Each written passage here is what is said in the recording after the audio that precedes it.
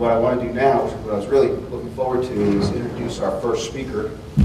And that speaker is Dr. Monica Baskin. I've had the chance to work with Monica, and she's a good friend. She is a professor, she's a psychologist, she's a researcher, and she's a leader. She's a professor at UAB in the School of Preventative Medicine. She's the co-leader of the Community Outreach Core of the UAB Minority Health and Health Disparities Center, Health Disparities Research Center, the MHRC for short. She's a psychologist. She has a BA from Emory in Psychology and Sociology, her Master's of Science and PhD in Counseling and Psychology from Emory. She's a licensed psychologist as well. She's a researcher, a well-established researcher with a lot of successful funding from Robert Wood Johnson, National Institute of Health, the CDC, among others. And her work as a researcher links academics with community and faith-based organizations around the areas of health. She's a leader. She leads the Jefferson County Coalition for Health Equity, which is formerly the Place Matters Group. She is a member of the leadership team of the Jefferson County Health Action Partnership, and she is the chair of the Advancing Health Equities Priority Group. Please welcome Dr. Monica Baskin.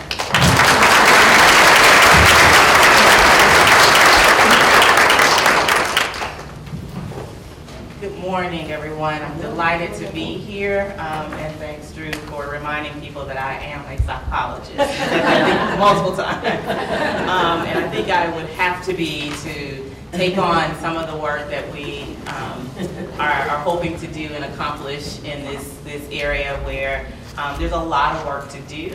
But I'm delighted to stand here representing the Advancing Health Equity Priority Group to tell you about all the fabulous work that the Priority Group has been able to accomplish over the last year.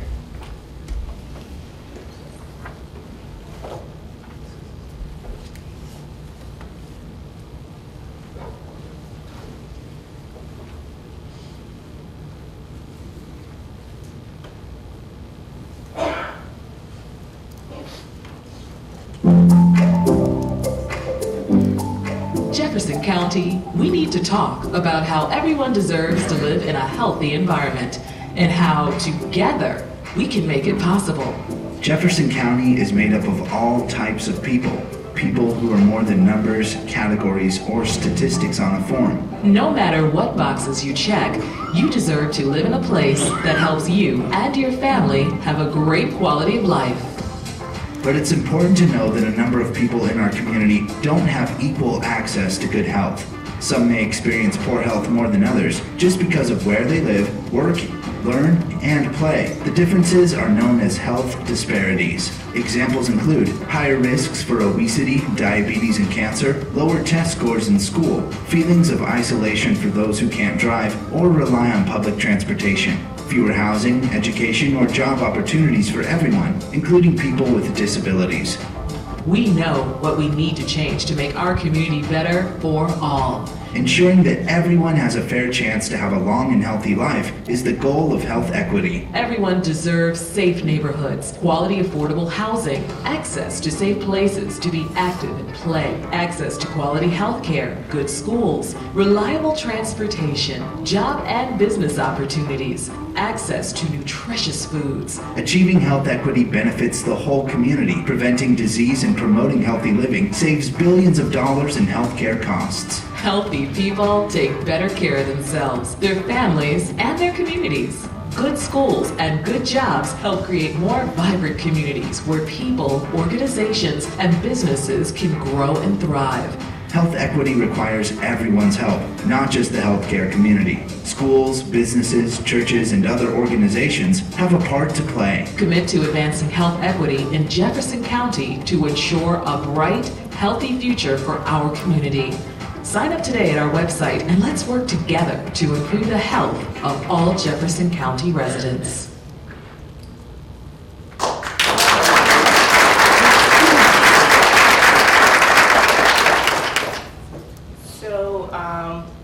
I want to just pause there and definitely acknowledge all the hard work from Modern brand to help us to put out this video that hopefully encourages and excites all of you in this commitment to advancing health equity.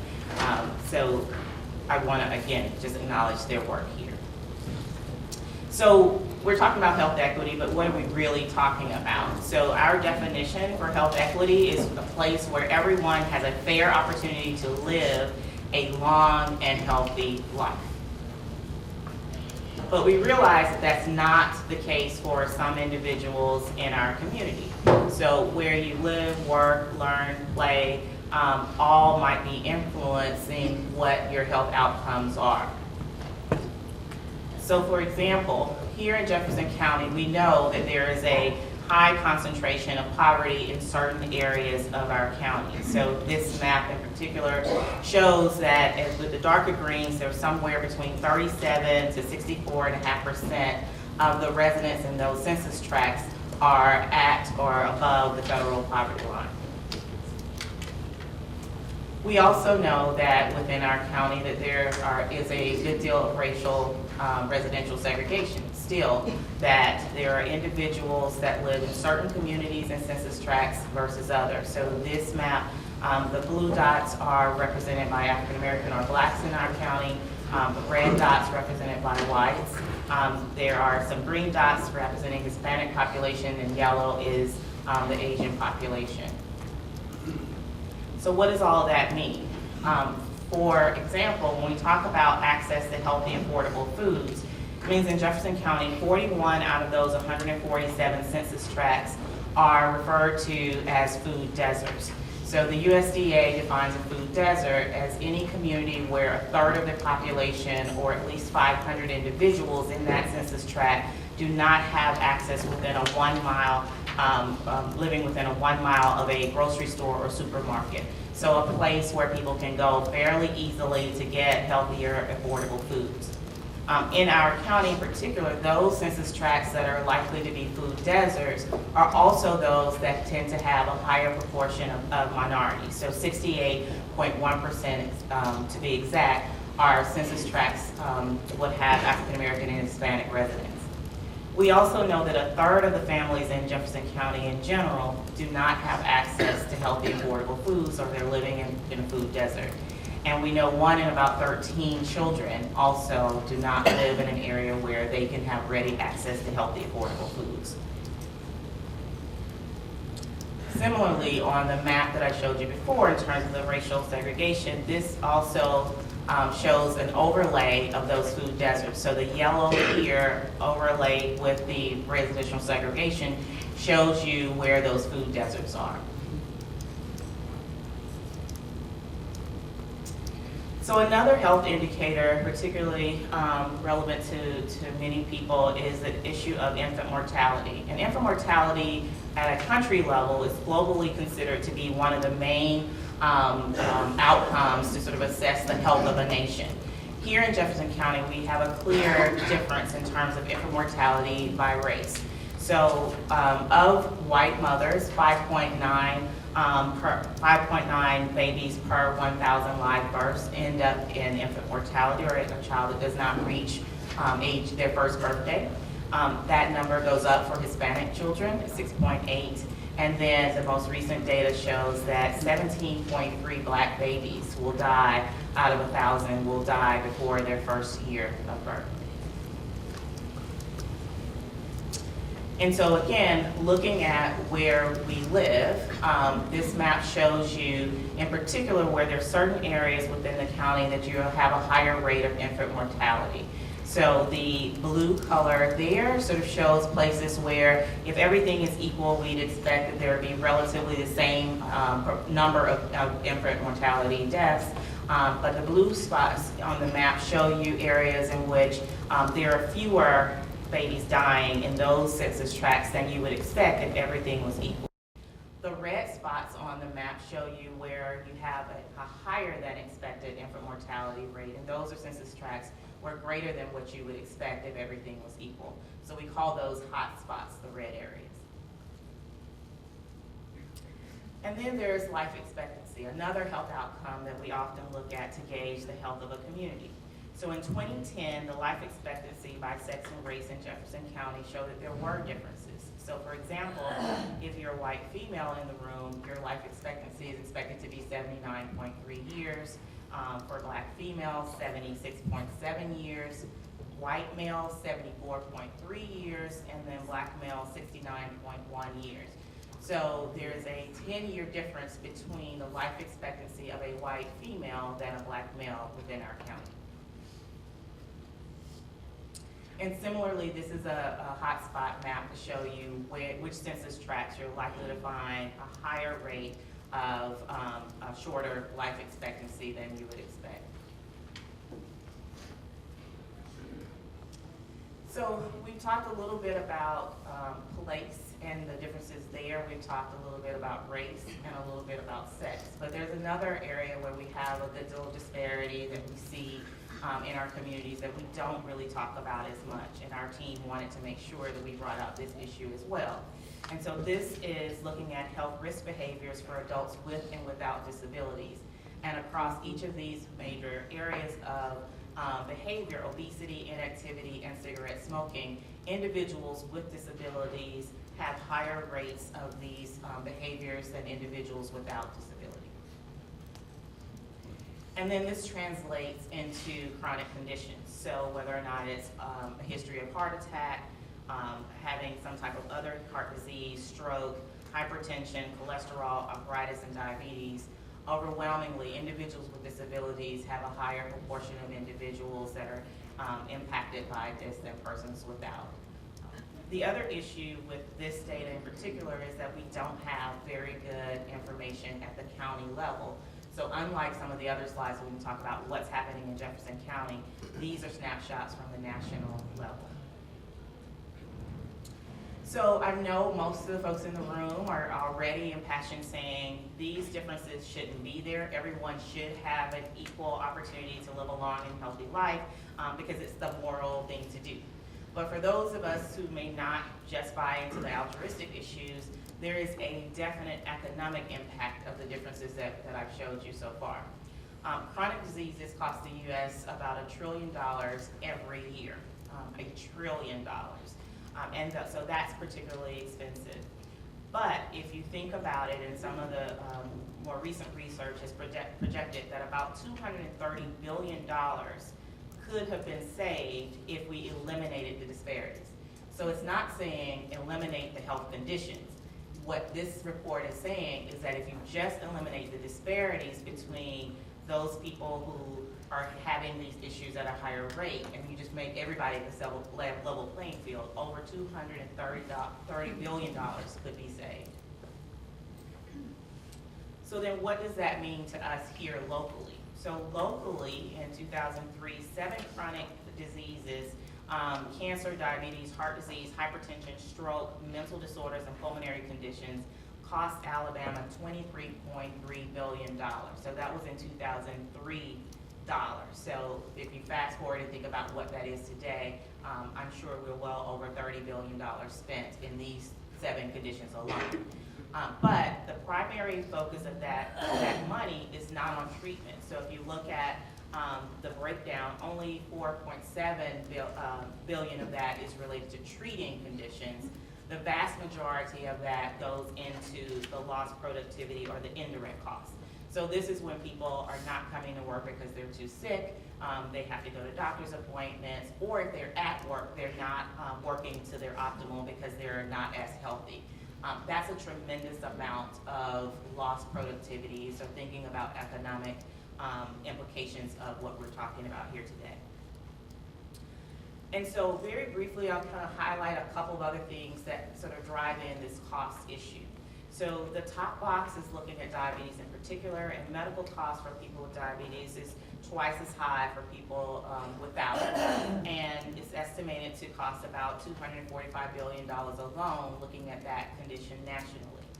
However, the Millikan Institute also took a look at projections, and so within Alabama, if you look at the baseline of individuals with diabetes and get people to do fairly minimal prevention and screening and get them down to the lower level, which is the optimal level, that somewhere around $1.2 billion could be saved just by some very simple preventive types of measures.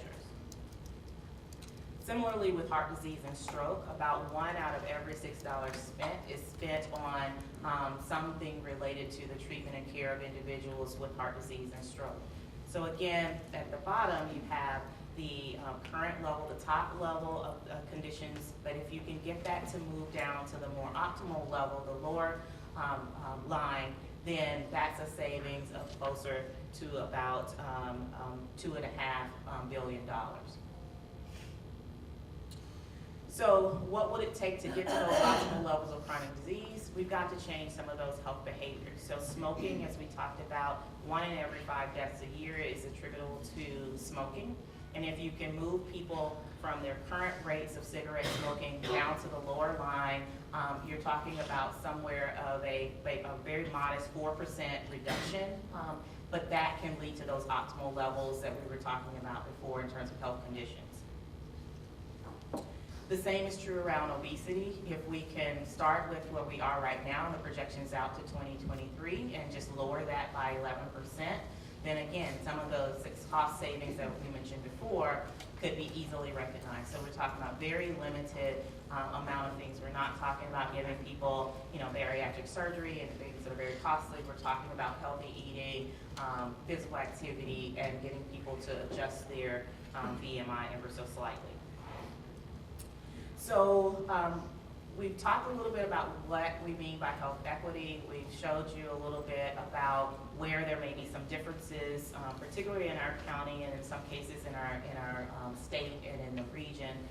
So now our team really wants to help everyone to be able to advance this work.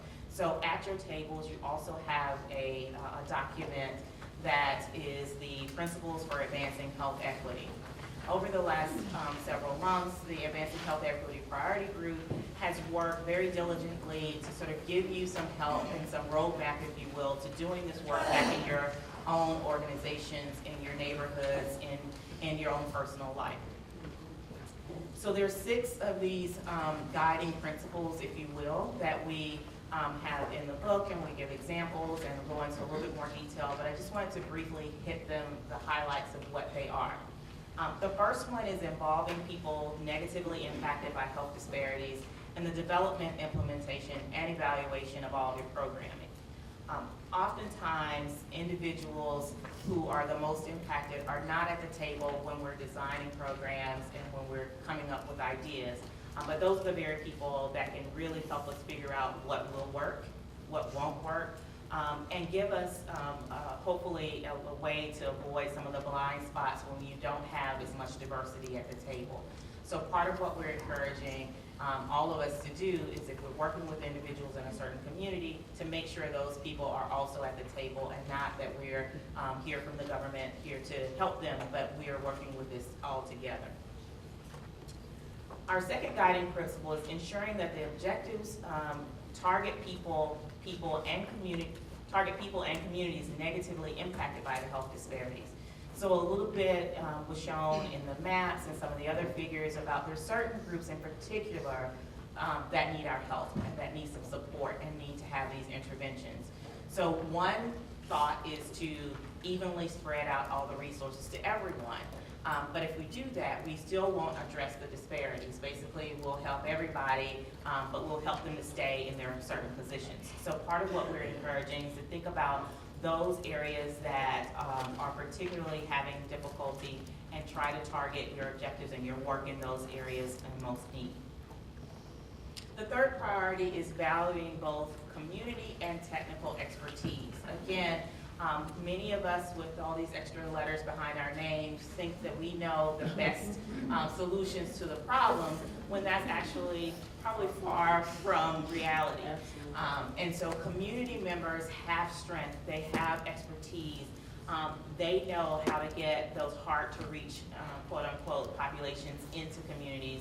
And we need to not only bring them to the table, we need to value their expertise. We should not silence them when they come up and say, why are you doing that? You don't need to do it that way. We need to welcome that input and make sure that they are valued for what they're contributing. The fourth principle is support and build community capacity to act. So all of the work that we're talking about here, the great work of the Health Action Partnership to date and what we hope to continue to do for years to come, won't make a difference if it's only going to work when this partnership is together or when this group is functioning the way it is. We need to build in sustainability. You build in sustainability by increasing the capacity of the communities that you're working in. And so taking every opportunity to train individuals to do that work and not have communities completely dependent upon any organization or any individual. The fifth principle is leveraging opportunities to advance health equity. I think everyone in the room will say that we could do so much more if we had more resources. Our individual organizations don't have a lot of resources, but collectively, as Drew was talking about earlier, this collective impact. If we add on to something we know is already happening, we can really leverage those limited resources and do some wonderful, powerful things. And then lastly, our principle is ensuring health equity messages are appropriate and widely disseminated. So there's not a one-size-fits-all for the message. As I did in the presentation, there were some parts of the presentation that were really gearing at your sense of we're all in this together, we should do something. And then there was another component that was saying, hey, you know, to protect your own pocketbook, you need to do this. So we just need to figure out what the messages are and make sure they're appropriate to the audience. Some of the other principles can help you do that. So by making sure that the audience you're trying to reach is at the table, they can help you figure out which language to use, what words to use, how that meaning may be very different in certain communities than in others. So, wrapping up a little bit, just want to talk about how we fit the Advancing Health Equity Priority Group with the larger Health Action Partnership. So we think that Advancing Health Equity touches every other of the priority groups. And so part of what we're tasked with doing is making sure that we are providing technical assistance, if you will, to each of the other priority groups as they do their work to advance health equity within their priority groups. So we, with that, have set out to have our next steps and what we intend to do. There are 3 different areas that we're focusing our work on over the next year. First is what we're calling our health equity orientation. So it's large components of the presentation I just gave with some additional details and more interactive discussion to make sure that everyone at the table understands what we're talking about in health equity. There are definitions that are in the handout, the booklet that you have, and we want to go over that and make sure we're all on the same page with what we're talking about. The second component is our website. So at the end of the video presentation, you saw our new URL that's specifically for advancing health equity.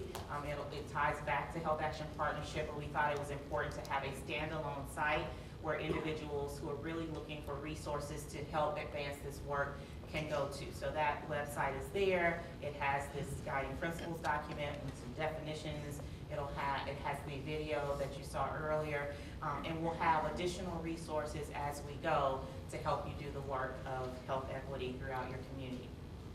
And then lastly, we will be unveiling sometime, probably late spring, early summer, a more in-depth training, a 2-day training for those who are interested in learning a little bit more about health equity and equity and diversity and inclusion, and really honing in on some of the things that we think might be barriers and facilitators to getting this work done for our county. So I'll leave here with a quote from Martin Luther King that sort of focuses on this idea that we are all interrelated. So just as we think our priority group is interrelated with the other priority groups within the Health Action Partnership, each individual that lives, works, learns, or plays here in Jefferson County is related in some way. So it's easy for us to say, well, that's not in my neighborhood, so I'm not concerned about it. But it will impact us at some point in some way. And so I do encourage all of us to think about how reducing these disparities or eliminating them if we can, how that really helps everyone in the long run. And then I want to actually steal a quote from one of my colleagues at UAB, who's also the director of the Lakeshore Foundation. Just last week at another conference I was at, he made this statement, as it related to when people are approaching about how they can help more at the Lakeshore Foundation or working with disabilities, say, well, I don't know a whole lot about that area, I don't have that experience. And he said, he tells those people, knowledge is less important than commitment. So you don't have to know so much about health disparities. You don't have to know so much of, this pocket of town within the county. You don't really have to have that expertise, the letters behind your name and so forth. What we really need is your commitment to help us out in whatever way you can to really advance this work. So again, my pledge to you, or my solicitation to you, is to commit to advancing health equity within Jefferson County. Thank you.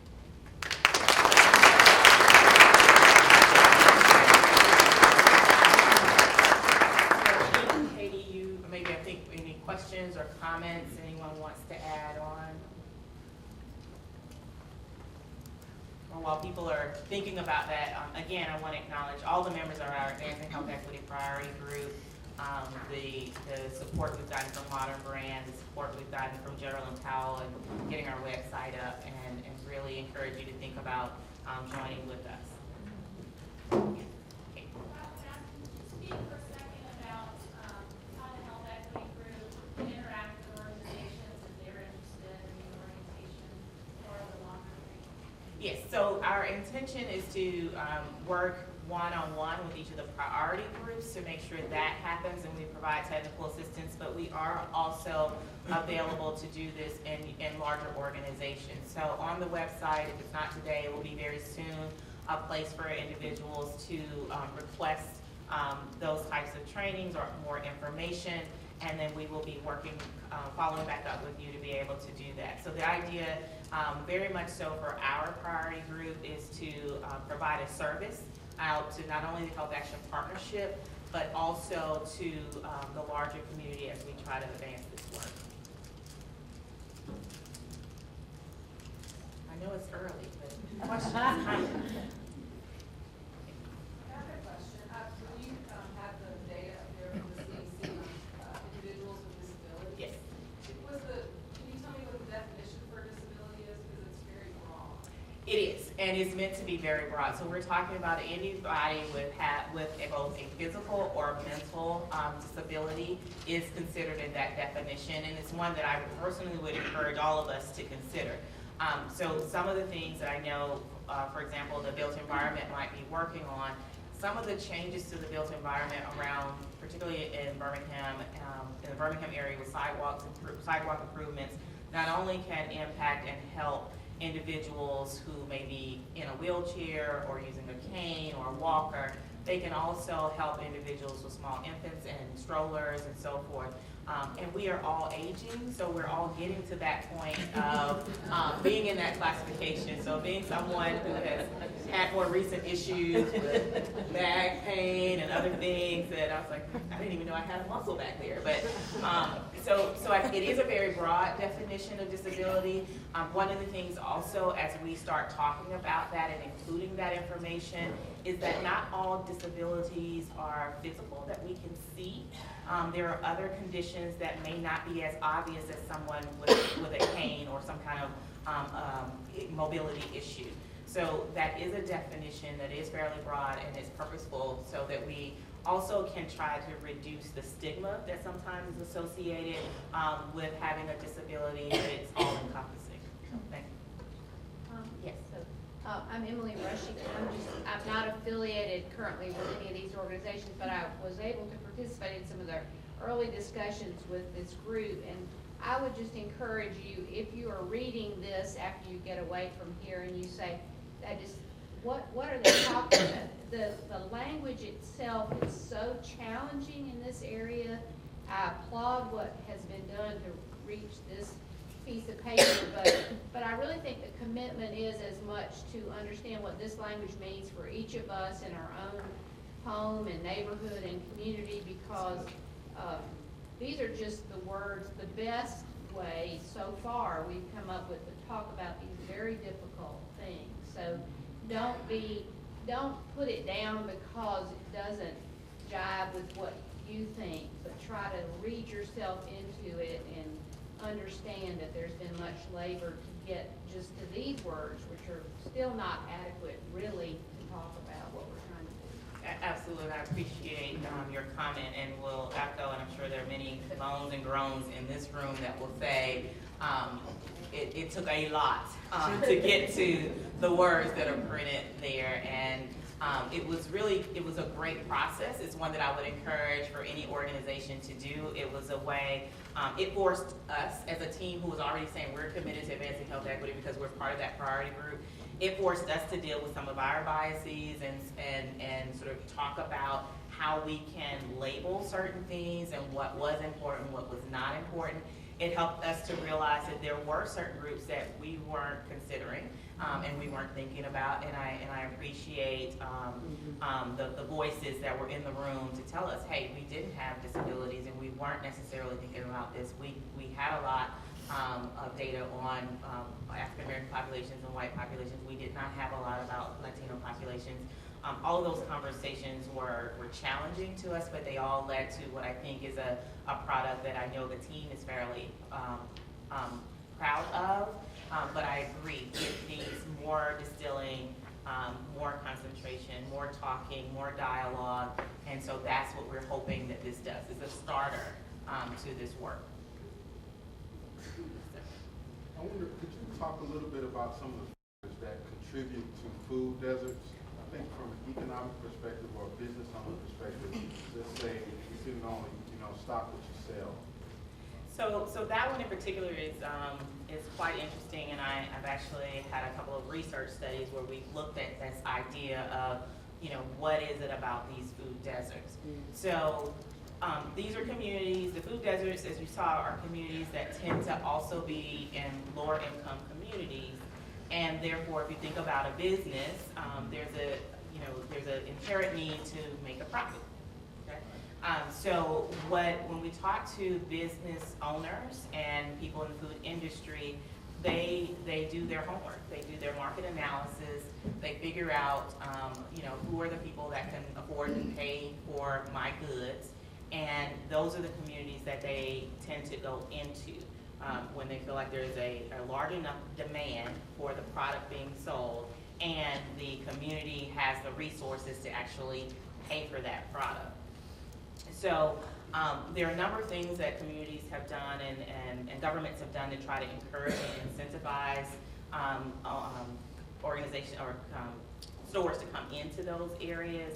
But inevitably, if there's not a demand for it, it's not going to be sustainable. So even if you can get a store to open in that area, if people aren't shopping there, at some point, it may stay open for a year, may stay open for 2 or 3 years, but at some point, if there is no profit, that business is not there for service, they are there for profit. So I think if we're talking about some of those food deserts, some of the more innovative things come in mind in terms of, particularly for produce, so community gardens and co-ops and things of that nature are ways to infuse healthier items in those stores.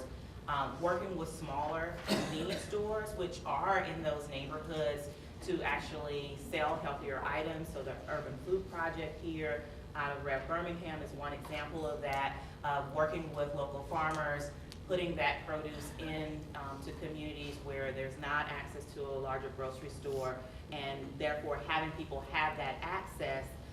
But again, that only stays there if there's a demand, because there has to be a business model to make that work. I'm not sure if that answers.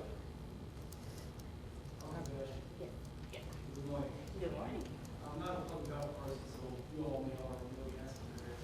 But how much of the health disparity can be explained attributable to personal responsibility, cultural conditions, religious beliefs? How much can be attributable to those aspects? So everything is complex. So there is a personal responsibility, but what we're also showing is that everything else being equal, not worrying about people's genetics and biology and all of that, there are differences by place, there are differences by race, there are differences by gender, there are differences by these other conditions that don't explain the conditions that individuals have.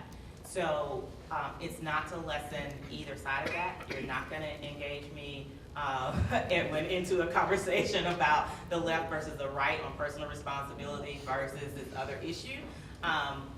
We can do that later on. But what I would say is that even when people want to do the right thing, if you're in a community where you don't have access to it, then it's difficult for you to do the right thing. If I live in a housing project and the closest grocery store to me is 5 miles away, I don't have a car, my transportation is not very reliable, then what I'm going to have to do to feed my child is I'm going to have to shop in the local convenience store and purchase whatever's there. So I think what we're saying here is that we're not discounting that people need to do, take their health into their own lives and make sure they're doing the right things, but we need to make it easier for them to do that by having an environment that is not getting in the way, it's not a barrier to them leading a healthy life. Dr. Baskin? I really hadn't thought about it, but in my previous life, I did some government stuff. But I recall when we were doing the Family Dollar thing, and I've been taking a handful of notes here. One of the reasons why we did so many was to address that. But it didn't occur to me until you started talking, so maybe I should have seen it several years ago. That what we now need to do is to go back to these same stores that we allowed to come in to do something other than the canned goods staples, or in addition to is what I really should say. But that's an interesting idea, and I had not thought about that. And, and I might pass that on, and that might be something that I think they can do. But they're everywhere. These different low-cost stores. That's what I'm calling low-cost stores. And that might be one way to address this matter. I don't know.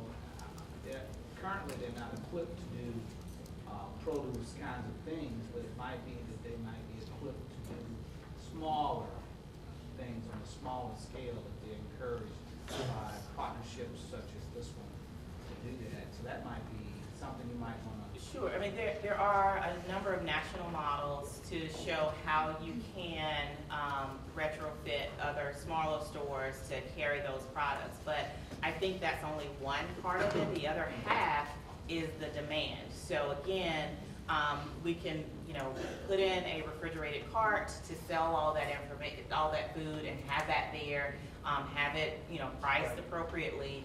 But if there is not a demand for that, that store owner cannot afford to continue to have that product there.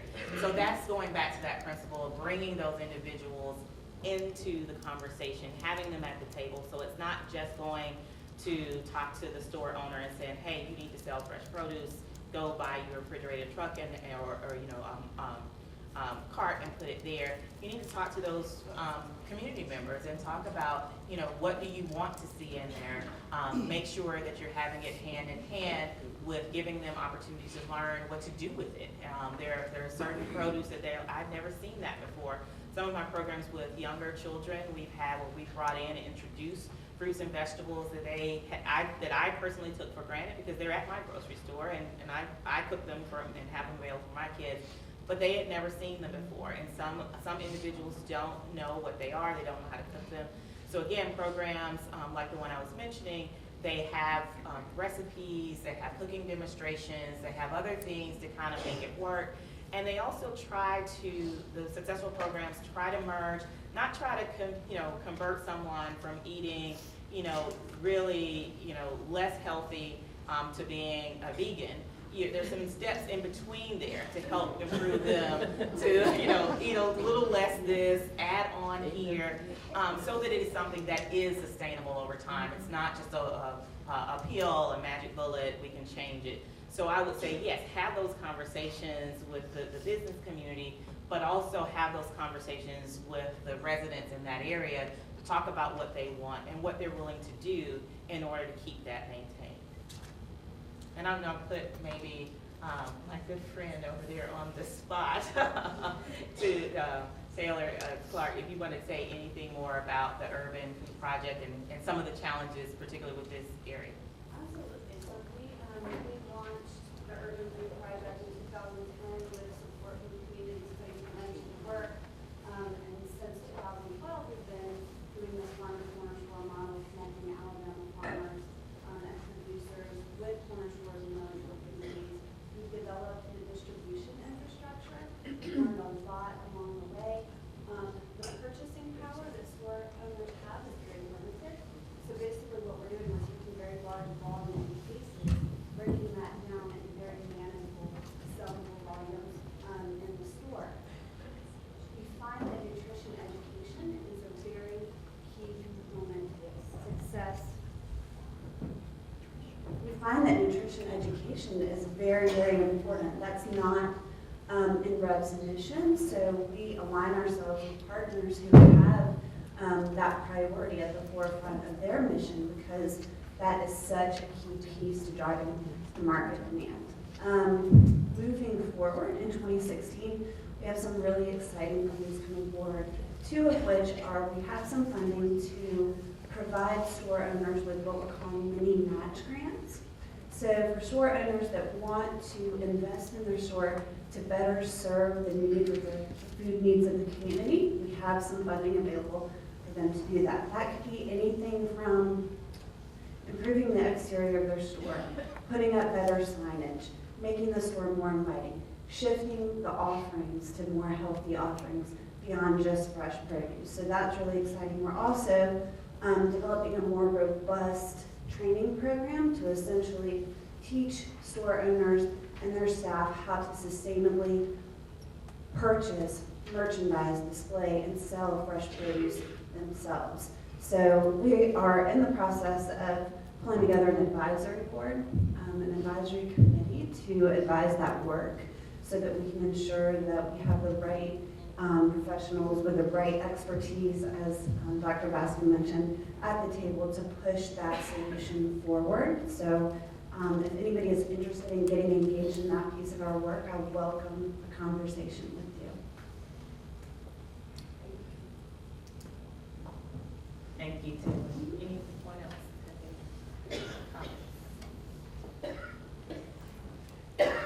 So I'm also going to put, sorry. Yes, yes.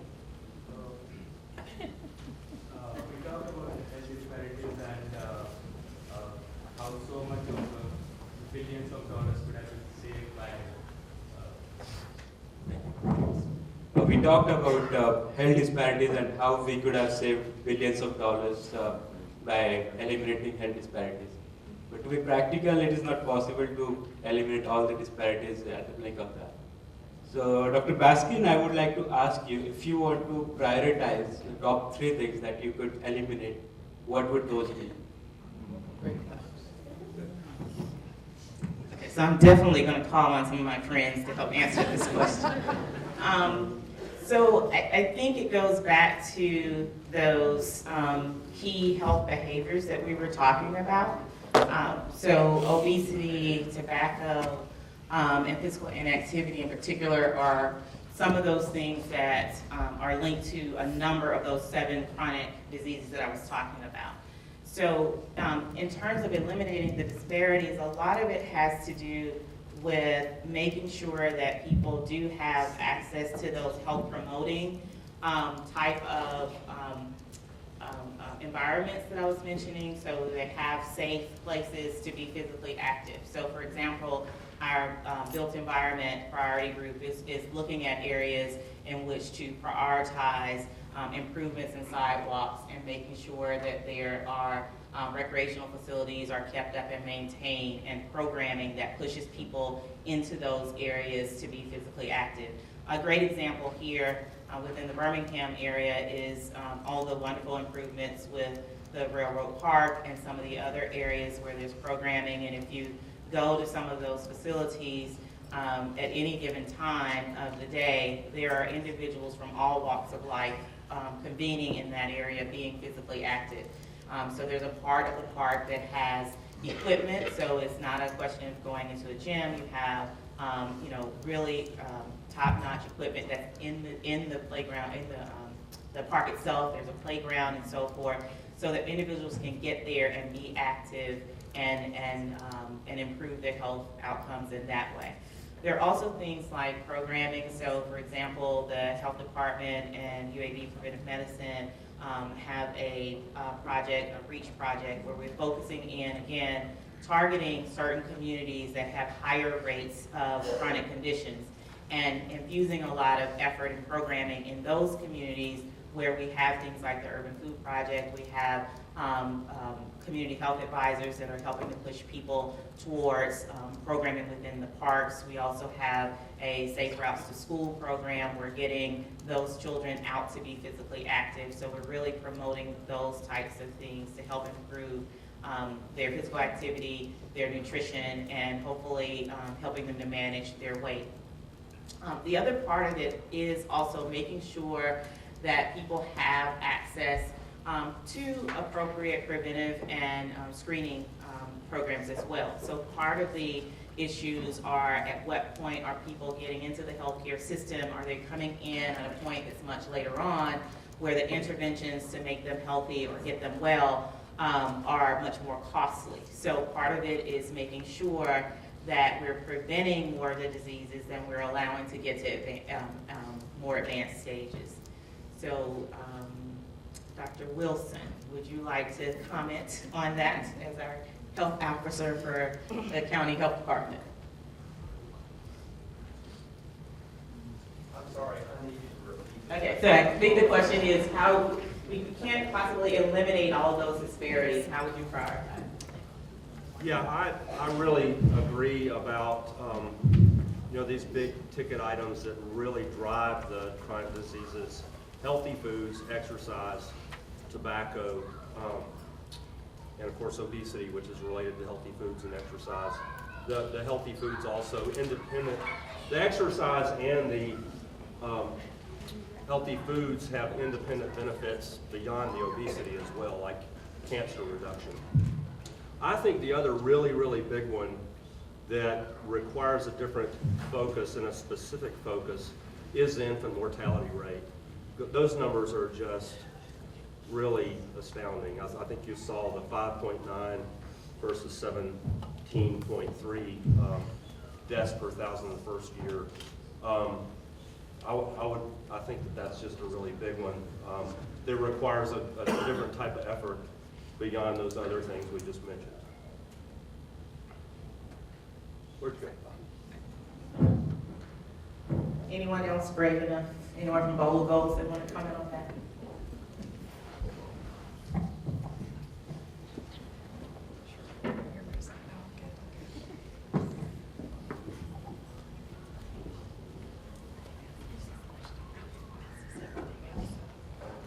Good morning, Joan Wright, Child Care Resources. My question would be, Dr. Baskin, if we were able to provide these interventions in, say, a couple of those hot spots and do some targeted work, do you have any idea of the length of time it would take? Because these are not easy things to change and remedy, but is there any kind of projected timeline of when you would start to see the needle moving and reducing the disparity so you know that your efforts have been worthwhile? So I don't think I have my crystal ball. I mean, I agree. I mean, it takes a long time. I may actually put my other friend, Sarah Newell, on the spot here, because I think, with the Bold Goals initiative, that's the idea, is to really think out of the box and go for these very ambitious goals to really see the needle be moved. And so with each one of those goals, but also within our Health Action Partnership, the priority groups, there are specific metrics through the Robert Wood Johnson Health Rankings that people are asked to look for and to get that to move. I'm not I think as Drew was talking to me earlier, I'm not a public health person by training. I've sort of had a, education by fire, if you will. But, there are a couple of ways to make those numbers shift. You can have big impact with a small number of individuals and get, huge changes. or you can have a little bit of changes with a large number of people. And I think what we're talking about are what are those small things we can do with a large number of people to get that needle to move. So, but I don't know if Sarah, if you had other thoughts that come out of both. Sure, well, I think that's a fantastic answer, actually, but a few things that I would add. A lot of you that are in the room today have been with us since the very beginning of the Goal Goals process, and you remember that we talked about a variety of approaches to how we're going to move the needle on big community issues. And there are no easy answers, and there are no quick fixes. But one thing that I would just say to augment what Dr. Baskin was talking about is one thing that we've been talking about particularly lately is identifying those subpopulations that really need the interventions first, with a view toward addressing particularly health disparities, but disparities of all kinds, in order to even the playing field. And then working with those subpopulations in a,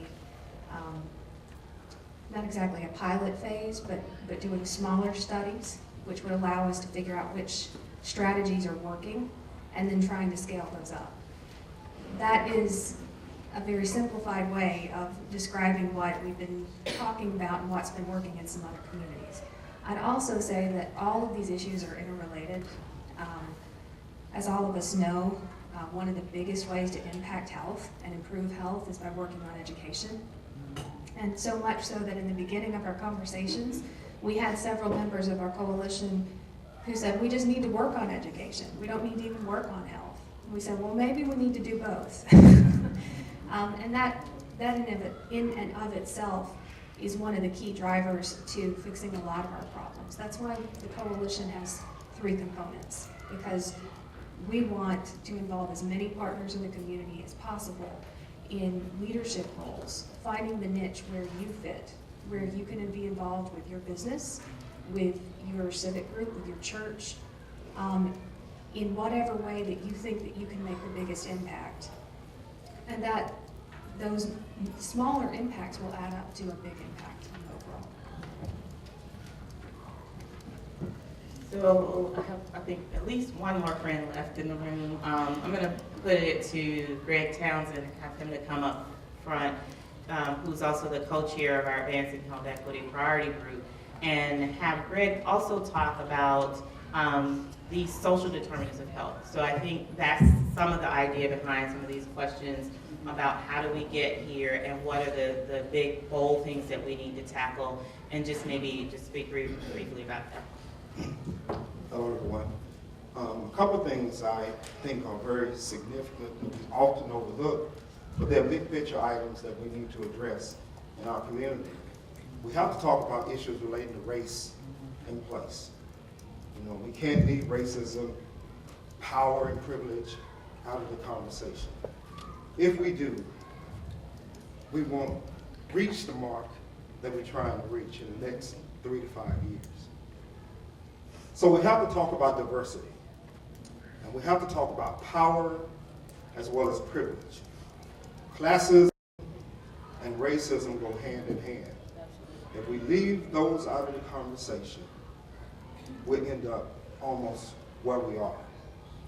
So when I talk about and think about the social determinants of health, I think about things that often go unaddressed in our community, making sure that our children receive a quality education, making sure that people have access to jobs, not only jobs, but jobs with a living wage.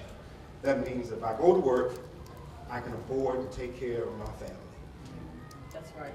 Affordable housing is very important. People live in houses that are inadequate.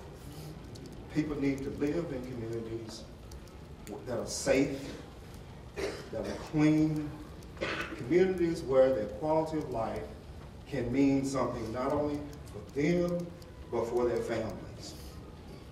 Access to healthcare services is important across the spectrum. When we talk about access to healthcare, we're talking about clinical care, but we also need to talk about mental health services too. Stress is a major issue that goes unaddressed in our community, particularly for African Americans. That's a lot of stress being black. in America. And we need to address that particular issue too. Another important component is transportation. Man, you live in Jefferson County. I would love to catch a bus from Irondale to downtown Birmingham and back to Irondale, but I can't do it. I won't do it. I can try, but it won't happen. I won't make it work on time. We have bicycles, a program where you can pick up a bike anywhere downtown Birmingham. I really want to do that, but I'm afraid. The fear is that somebody's going to run over me because they're not used to bicycles being on the road. I love to do that. I walk all the time. People see me walking downtown. I go to a meeting, I walk to the meeting, I walk back to my office. I love to walk. That's a problem too in our community because we don't respect people who want to, exercise, who want to take better care of themselves. It becomes a joke for some. But we need to make it a way of life in our community. So those are some of the things that I think that we need to address if we want to move the needle forward. We need to start working on issues of race and place, issues of class and privilege.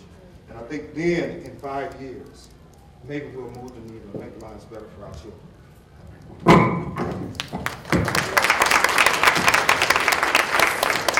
So thank you, everyone, for the lively discussion, for your attention.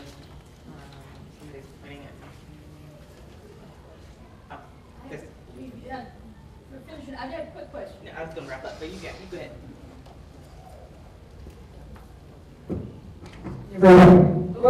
Everybody's like, oh man, we're going to get a break. But this is actually a question that relates to what Mr. Townsend was saying about power. I know in our community we have not only an industrial legacy, but an ongoing presence of environmental contaminants. And I don't see that addressed here, and it may be implied, but is there, as a part of this plan, a way of addressing the ongoing environmental pollution legacy that has such an impact, particularly in some parts of North Birmingham? So I think it is definitely inherently in there. So if you remember the maps and where a lot of the issues are, they are in those North Birmingham areas. I don't know specifically if there's a priority group that has a focus on those environmental issues, but we do have a priority group that focuses on the built environment in general and some of the issues there. The North Birmingham area is an EPA Superfund site, and so there are some things that are happening in that area, and then there's some colleagues of mine on my research side of it, where we're actually putting together right now a larger grant to come and further study that area, as well as to do some remuneration of that area. So I do know that there is attention there. A large part of it came with that EPA's designation, and I do know that there are individuals that are in the room that have been playing a good role in having that communication. But I think that's a perfect example of making sure that the community is involved in those conversations. I think earlier on there were, the city of Birmingham, I think did a very nice job of making sure that the North Birmingham community was part of the comprehensive plan, the framework plans that were happening, and sort of deciding where things were going to happen. You can hit up Edwin Ravel in the back, who sort of posed that political question to me to sort of get back at him for that by asking him more about that from the city's standpoint of the planning. It's inherent in here, any kind of disparity, anything that keeps someone from leading that healthy, long and healthy life is what we're focusing on, and that as across the board. So again, I appreciate all of your time. I want to give a round of applause to my Advancing Health Equity Priority Group for fabulous work in a short period of time.